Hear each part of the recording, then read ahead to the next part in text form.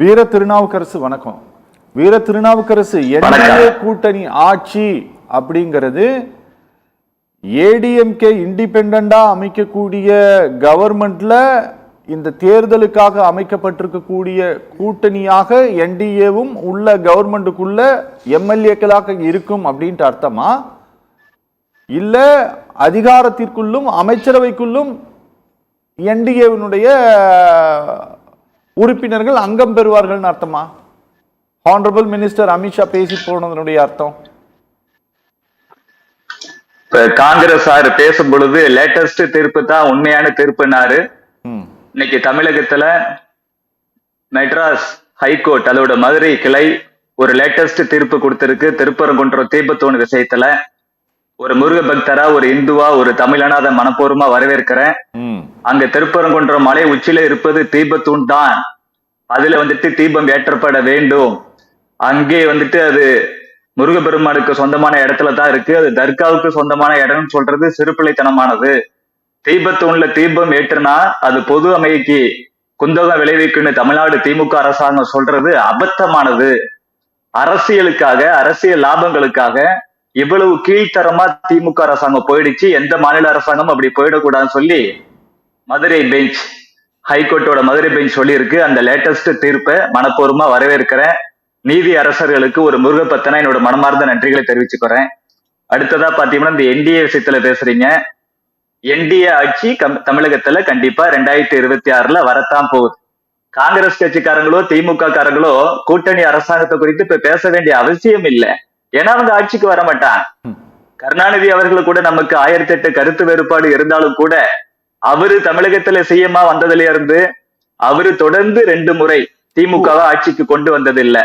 திறமையான கருணாநிதி அவர்களாலேயே கொண்டு வர முடியலங்கும் போது அந்த அளவுக்கு திறமை இல்லாத, கருணாநிதி அளவுக்கு திறமை இல்லாத மு.க. ஸ்டாலின் அவர்களால திமுகவை தொடர்ந்து 2 முறை ஆட்சிக்கு கொண்டு வர முடியாது. அந்த வரலாற்றின் அடிப்படையில இவங்க ஆட்சிக்கு வரமாட்டாங்க, தோக்கத்தான் போறாங்க. அதனால கூட்டணி அரசாங்கம் குறித்து பேச வேண்டாம். பிஜேபி அதிமுக பொறுத்தளவுங்க என்டிஏ ஆட்சிக்கு வரத்தான் போகுது.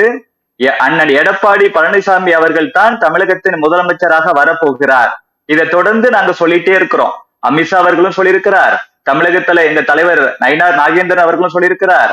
எங்க தலைவர் அண்ணாமலை அவர்கள் உள்ளிட்ட எல்லா லீடர்ஸுமே சொல்லிட்டு இருக்கிறாங்க. எடப்பாடி பழனிசாமி அவர்கள் தான் தமிழகத்தின் முதலமைச்சராக வரப்போகிறார். பாஜக அதிமுக இருக்கக்கூடிய தேசிய ஜனநாயக கூட்டணி ஒரு மிகப்பெரிய வரலாறு காணாத வெற்றியை அடையத்தான் போகிறது. பாரதிய ஜனதா கட்சியின் சார்பில் எக்கச்சக்க எம்எல்ஏக்கள் சட்டமன்றத்துக்குள்ள நுழையத்தான் போறான். காங்கிரஸ் அரசு ஒண்ணு சொன்னாரு 2021 அதுக்கு முன்னாடி கூட இவங்க கூட்டணியில இருந்தாங்க, ஆனா அப்ப இவங்களால இடம் பெற முடியலேன்னு. ஒரே ஒரு விஷயத்த நான் சொல்ல விரும்புறேன். அன்னைக்கு அதிமுகவுக்கு தனி மெஜாரிட்டி இருந்துச்சுங்க. அதனால நாங்க கேட்க வேண்டிய அவசியமே எழல. ஆனா பாருங்க, இவங்க வரலாறு 2006 வருஷம் காங்கிரசும் திமுக உள்ளிட்ட கட்சிகள்லாம் சேர்ந்து எலெக்ஷனை சந்திச்சு 118ங்கிற அந்த மேஜிக் நம்பர் திமுகவுக்கு வரல. வெறும் 96 சீட்டு தான். ஆட்சியை பிடிக்கிறதுக்கு 22 சீட்டு திமுகவுக்கு எக்ஸ்ட்ரா தேவைப்பட்டுச்சு. அன்னைக்கு காங்கிரசுக்கு 34 சீட்டு இருந்துச்சு. அப்படி இருந்தும் கூட இவங்களுக்கு ஆட்சியில பங்கு கொடுக்காத கட்சி திமுக. அன்னைக்கு இவங்களால வாங்க முடியல. இவங்க சுயமரியை பத்தி பேசக்கூடாது. அன்னைக்கு காங்கிரஸ்காரங்க எங்களோட எண்ணிக்கையை வச்சுட்டாங்க, நீங்க ஆட்சியில இருக்கீங்க, எங்களுக்கும் ஆட்சி அதிகாரத்துல நீங்க பங்கு கொடுக்கலன்னா உங்க ஆட்சிக்கு ஆதரவு கொடுக்க மாட்டோம்னு சொல்லியிருந்தா திமுக அன்னைக்கு ஆட்சியில இருந்திருக்க முடியாது. ஆனா நாங்க என்ன தெரியுமா நினைக்கிறோம்? It is an era of coalition government. நாங்க வாஜ்பாய் காலகட்டத்துல மட்டும் இல்லைங்க, 2014 மோடி அவர்கள் பிரதமராக முன்னிறுத்தப்பட்ட போது 272 சீட்டு போதும் 282 ஜெயிச்சோம். பிஜேபிக்கு மட்டுமே தனி மெஜாரிட்டி இருந்தாலும் கூட தேர்தலில் எந்தெந்த கட்சிலாம் எங்க கூட கூட்டணியில இருந்தாங்களோ அவங்களுக்கும் நாங்க ஆட்சி அதிகாரத்துல பங்கு கொடுத்தோம். 2019 303 சீட்டு ஜெயிச்சோங்க. அப்பவும் 303 பிஜேபிக்கு மட்டும் இருந்துச்சுங்க. ஆனா அப்பவும் கூட நாங்க என்ன செஞ்சோம்? கூட்டணி கட்சிகளுக்கும் இடம் கொடுத்தோம். நாங்க வாழ்ந்து காமிச்சிருக்கிறோம், வார்த்தையில மட்டும் சொல்லலைங்க. எங்களை பொறுத்தளவு எங்க கட்சிக்கு தனிப்பட்ட மெஜாரிட்டி இருந்தாலும் கூட யார் யாரெல்லாம் எங்க மேல நம்பிக்கை வச்சு எங்க கூட கூட்டணி சேர்ந்து ஒற்றுமையா தேர்தலை சந்திச்சாங்களோ அவங்க எல்லாத்துக்கும் நாங்க தேர்தல் முடிவுக்கு அப்புறம் பிஜேபிக்கே தனி மெஜாரிட்டி கிடைச்சாலும் கூட இவங்க நம்ம கூட இருந்தாங்க, நம்மளை நம்பி வந்தாங்கிறதுக்காக ஆட்சி அதிகாரத்துல பங்கு கொடுத்தோம். பக்கத்துல ஆந்திராவில எடுத்துக்கங்க சார். ஆந்திராவுல இன்னைக்கு சந்திரபாபு நாயுடு அவர்கள் முதலமைச்சராக இருக்கிறார். அவருக்கு இந்த மேஜிக் நம்பர் இருக்கு. ஆனா பிஜேபி சேர்ந்து கூட்டணியில நாங்க சந்திச்சோம்ல எலெக்ஷனு, அதனால எங்களுக்கு இடம் கொடுத்திருக்கிறாங்க. இப்படிதான் இருக்கணும். இதுதான் நாகரிகம். திமுக கிட்ட போயிட்டு நம்ம நாகரிகத்தை பார்க்க முடியாது, பெருந்தன்மையை பார்க்க முடியாது. அதிமுக கிட்ட அதை எதிர்பார்க்கிறீங்களா? அவங்க எப்படி பண்ணாங்களோ அதிமுக கிட்ட அந்த நாகரிகத்தையும் பண்பாட்டையும் எதிர்பார்க்கிறீங்களான்னு? நிச்சயமா அதிமுக அப்படி உள்ள ஒரு பண்பாடு உள்ள கட்சி. இதுவரைக்கும் அதிமுகவுக்கு தனி மெஜாரிட்டி இல்லாம இருந்ததே இல்லைங்க. அவங்களோட வரலாற்றுல தனி மெஜாரிட்டி இல்லாம இருந்து கூட்டணி கட்சியோட ஆதரவோட தான் அவங்க ஆட்சி அமைச்சிருந்து, அப்ப கூட்டணி கட்சிக்கு ஆதரவு மட்டும் கொடுங்க, உங்களுக்கு ஆட்சி அதிகாரத்துல பங்கு இல்லைன்னு சொல்லியிருந்தா அவங்களும் இப்படியும் சொல்லலாம். திமுக போல திரு கருணாநிதி அவர்கள் போல அவங்க குறுகிய மனப்பான்மையோட நடந்துக்கலங்க. எப்போதுமே மெஜாரிட்டி கிடைச்சிருக்கு.